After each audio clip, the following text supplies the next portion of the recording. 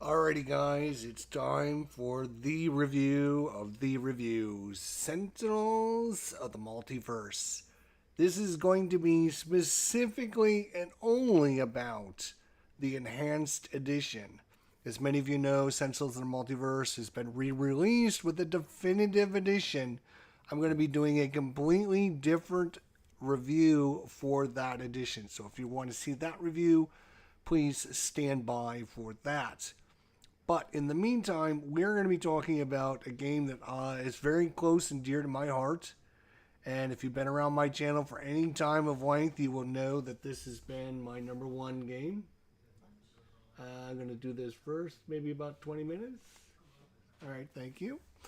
So if you've been around my channel and all, you know how dear this game is to me. If you watched our 2024 top 100 games of all time, my number one game was Sentinels of the Multiverse. Is it going to be number one next year? We'll see. You have to watch and see if it's fallen. We've played it a bunch of times. We've also played Enhanced Edition. We've played Definitive Edition. We played both of those different mixes with 8 to 10 times this year. So, anyways, there's 5 things that we love about this thing, 5 things that are not great about this game. Let's talk about them. I'm giving you about an honest review as I can possibly give. And even though, as you guys know, I love this game, it will be as fair and as honestly as I can give it to you. So let's go. We always talk about the positives first. Let's talk about the pros. Number 1. I love the simple system that this game incorporates. It's simply play a card, use a power, draw a card. That's what drove me to this game to begin with, because you can play this game with 2 people, 3 people, 4 people. You can play it solo. You can run all the characters yourself, because it is based on a very simple solo system. Play a card, use a power, draw a card. That's it. That's what you do on your turn. Play a card, use a power, draw a card. That's all you do. It's based on the very simple system. So that's what drove me to this game, and why I keep going back to the Enhanced Edition over and over and over again, because of that simple, very simple system. Number 2. You come with pre-built decks, which, again, if you are like me and you do not like deck building, you don't like managing thousands and thousands of cards, you just want to get a character, shuffle it up, and put it on the table, this is the game for you, because it comes with pre-built decks. Everything is already pre-built. The environments are pre-built. The villains are pre-built. The characters, the heroes, everything is pre-built. All you have to do is decide which characters you're playing with, shuffle them up, put them on the table, and you're ready to go. Pre-built decks, no managing, no cards, no thousands of cards that you will never ever use. Pre-built decks is the way to go. Number 3 is the range of characters. You have somewhere in the neighborhood of 30 to 40 different kinds of characters in the Enhanced Edition. Each of these characters does their own things, plays a special way, has their own abilities, has their own power ranking and their difficulty and everything. So there's a huge amount of range of characters. You have support characters, you have tank characters, you have damage dealers, you have all kinds of different classes of characters to help you. And again, it's just pick and choose whichever ones you want. If you want to play with this character, you want to play with this one, boom, boom, boom. You can just pick and choose whatever ones you want, because they all play great. Number 4, the amount of content in this game. Again, the core game comes with 10 characters. It comes with 4 villains, and it comes with 4 environments. You have a huge amount of variety with just that. Then you add in all the expansions and you're talking like 6 different expansions, plus you have the Vengeance expansion, plus you have the Oblivion expansion, which changes the rules and how to play the game. It's just the amount of content in this game. You can literally, I played this game since it came out at Origins. I remember when Greater Than Games at Origins was releasing this game. I got one of the very first boxes of this game. And I've been playing it ever since then. There's still characters that I still haven't played more than once or twice. It's crazy the amount of content that's in this game.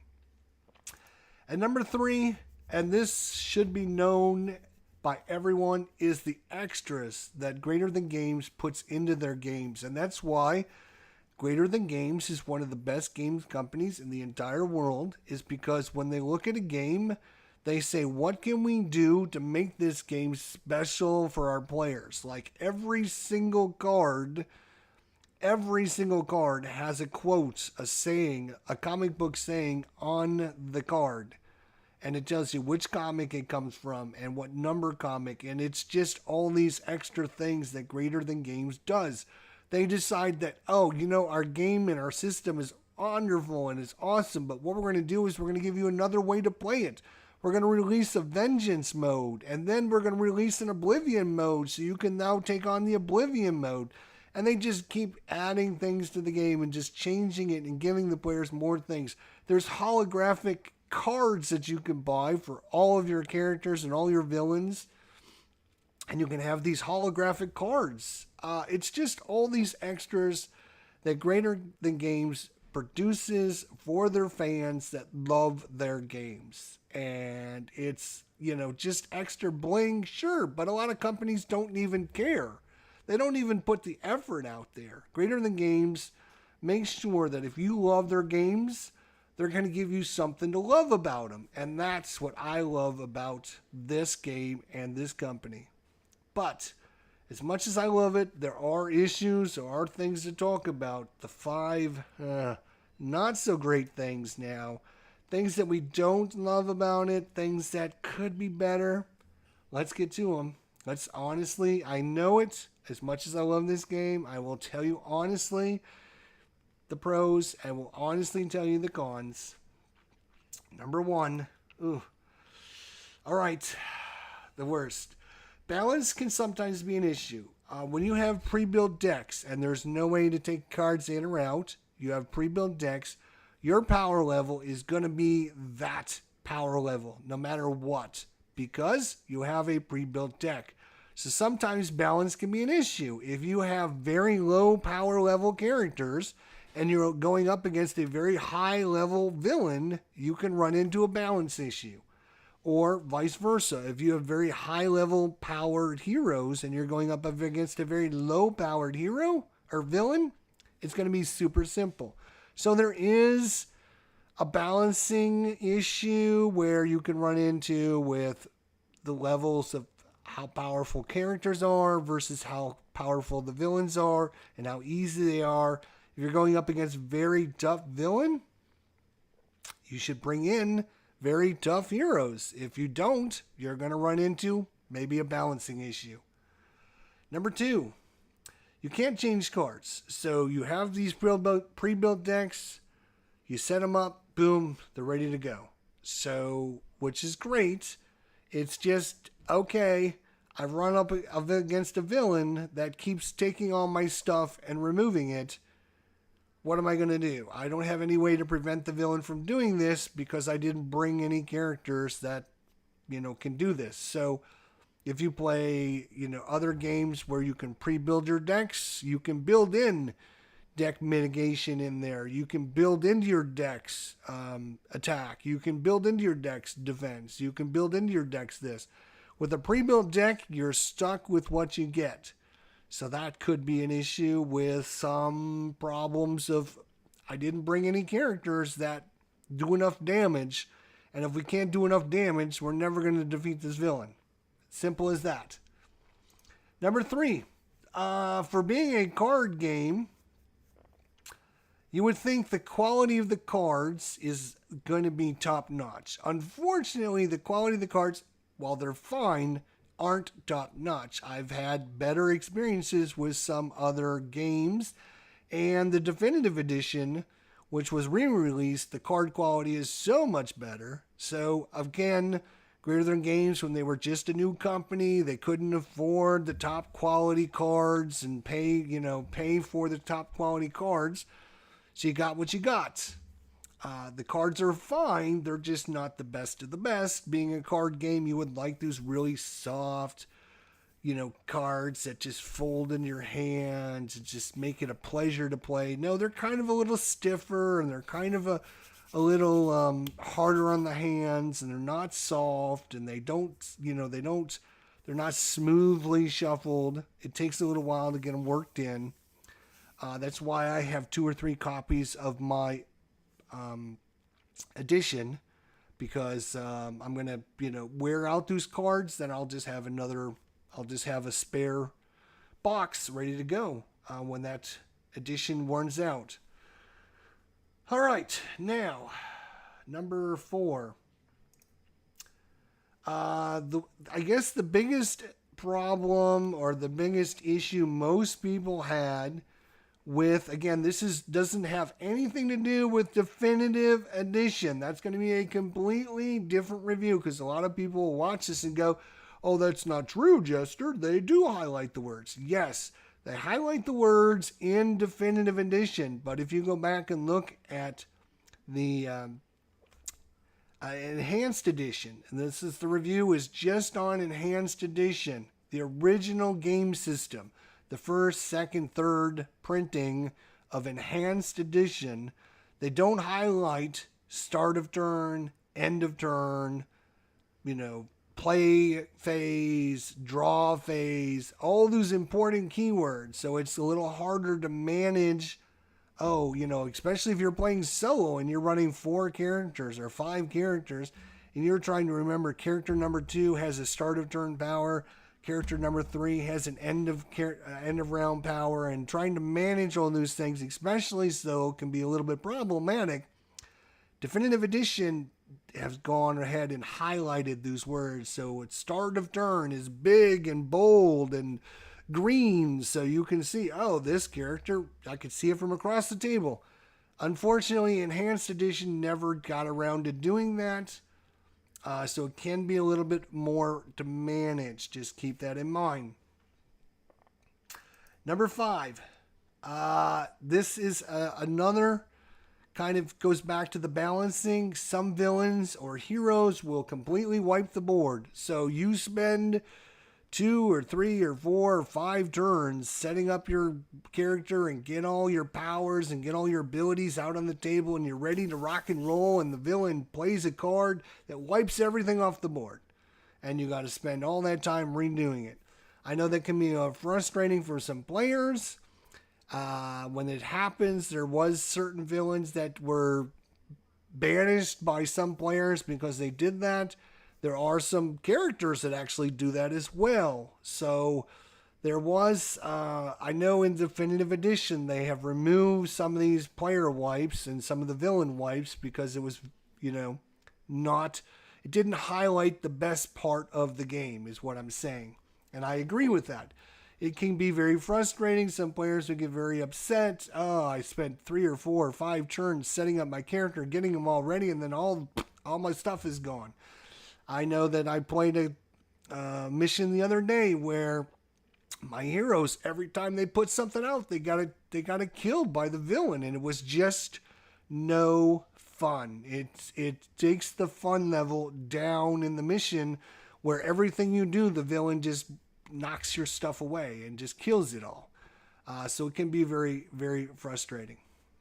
So let's talk about Sentinels of the Multiverse, the enhanced edition. Again, this has got nothing, absolutely zero to do with Definitive Edition. I'm going to be doing a different review because, in my opinion, Enhanced Edition and Definitive Edition are 2 completely different games. So I'm highlighting just Enhanced Edition and what it does and how it does it and why I like it and why I don't like it. And that's what you just saw in this review. If you want to find out about the Definitive Edition, You will have to go and watch that review, which will come up probably sometime in 2025 once I get a chance to play more of the characters and hopefully another one of the expansions is released for it, etc., etc., etc. Anyways, this is just Enhanced Edition. So if you leave a comment saying, well, Sentinels of the Multiverse does this or doesn't do this, you might be talking about the Definitive Edition, which is the newer edition that was released. I'm talking about the Core Edition. Okay, so let's talk about the Core Edition. What I love about it, again, the simplicity of the game system. Play a card. You literally play a card. You activate a power. I activate this power right here, and then I draw a card and put it into my hand. You can literally teach somebody how to play this game in 10 seconds. I just showed you how to play this game. Shuffle your deck up, draw 4 cards. Now, play a card. This one. Play a power. This one. Draw a card. Oh, you played Sentinels of the Multiverse. That's how simple a game it is. It's so easy to understand. It's so easy to play. And it's got a great theme to it. The superhero theme is awesome. And what I like about Greater Than Games, and when we talked about the extras that they put into the games and everything, the extras that they put into this game is there is a whole history about these characters and a whole environment that's and relationship between these characters. And you have Legacy and Baron Blade are known nemesis, so whenever they attack one another, they do extra damage, and they got a history together. And Baron Blade had killed his Legacy's father, and so Legacy is now after Baron Blade, and then Baron Blade turns to the evil side and becomes Dark Legacy, and I mean, the history goes on and on. I'm just talking about doing these characters. When you go in and you try to figure out these characters, if you're new to the system, you don't have to know any of this. You don't need to know any information whatsoever. But as you play the game, you slowly learn, oh, this character, wasn't this character a villain at one point? Yes, she was a villain at one point. And then what happened? Oh, then this character was changed by this other character to become good. And how did that happen? And you find out there's this whole lore, and there's actual comic books in the game that come with detailed information about the lore and the history and all the characters, and a big bio. There's a whole page bio in every single character. So if you want to learn about these characters and you want to find out about the history, it's in there for you to do. You don't have to. You can play the game without knowing any of these characters. The first dozen times I played this game, I didn't know jack squat from any one of these characters. I was like, oh, this one looks cool. Let's play this character. And that's how you learn, and then you delve into, find out as much as you want about these characters, because Greater Than Game is put the effort into creating a history for these characters, creating a relationship for these characters, creating something to make you care about their games. And that is just not done by most companies out there. And it's a darn shame. And that's why my verdict for Sentinels of the Multiverse is still one of the best games ever created, and I'm rating it a 97%. Yes, there are some issues with balance and structurally not being able to get certain things done with certain characters, but that's what makes each character different. If every character could do everything, then you would just be able to play with one character, right? You need characters to be able to do certain things. You need to bring support characters. You need tank characters. You need damage dealers. You need support. You need all the different kinds of characters. When you build a D&D party, you don't create it with 5 wizards because it just doesn't work, right? And if you create a party with 5 wizards, you have problems because all your wizards get killed because they're all squishy little wizards. Same thing in Sentinels of the Multiverse. You need a balanced party. You need to create, know who the environment is. You need to know who the villain is so you can not run into those balancing issues and balancing problems. Again, I don't mind those balancing issues and I don't mind those balancing problems at all, or I wouldn't rate it at 97%. I'm just giving you, some people might say, oh, this character's super wimpy compared to the other characters. Not all characters are created equal. Every character's got its own power level, and each villain has got their own power level, and you're trying to find a nice balance based upon your history and your experience with the game. Me, playing it 20 to 100 times, I'm much more familiar with the game. I could probably bring in lower level characters to face off against a tougher villain because I'm more experienced with the game.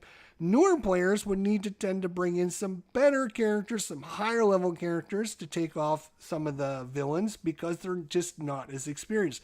There is a great learning curve with this game, but it is a fun and interesting game. And again, being able to teach somebody how to play it in literally 10 seconds makes it one of the best games ever created. It is the fact that Greater Than Games puts the effort and time into making players care about their games and care about the history and care about the relationships of the characters. And, I'm going to try and get all the foil characters because they look so cool. And I'm going to get all the villain characters.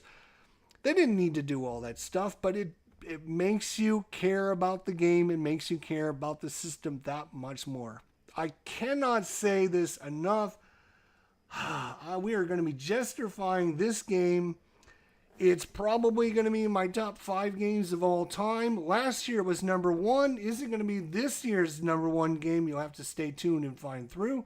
Again, this is just the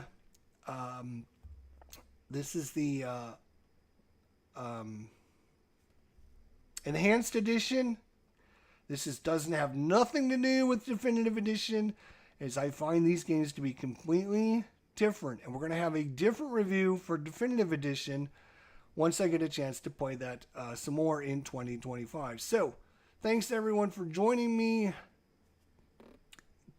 You can go to Greater Than Games and you can get these for like 75% off. If you go to their store, then you can still get a lot of these games and a lot of the expansions at like 75% off right now. You can do this. And you can pick these games up for very cheap. And if you order like $100, you get free shipping as well. So if you don't have these games and you want to try them out, now is your opportunity, a great opportunity to do it. It's one of the best games, in my opinion, ever. And I would highly, highly, highly, highly recommend that you sit down and play this game and have some fun with it and just explore the lore, explore the different characters. And you've literally, in just the core box alone, you have hundreds of hours of gameplay. And then every expansion is just going to make that just more and more for you. The amount of variety in the characters, the different roles that they do, the different things that they do. It's just great fun. Highly recommended. One of the best ever. Thanks so much for watching. If you enjoyed this review, don't forget to hit that like button. Subscribe if you're new around here. If you have a different view or if you have a different rating, let me know in the comments section what you think it would be. And hopefully, if you're not familiar with this game, you can check it out. It's one of the best ever. Sentinels of the Multiverse, Enhanced Edition only. See you next time. Until then, my friends, don't you forget, I will see you all down the line. You take care of yourselves now.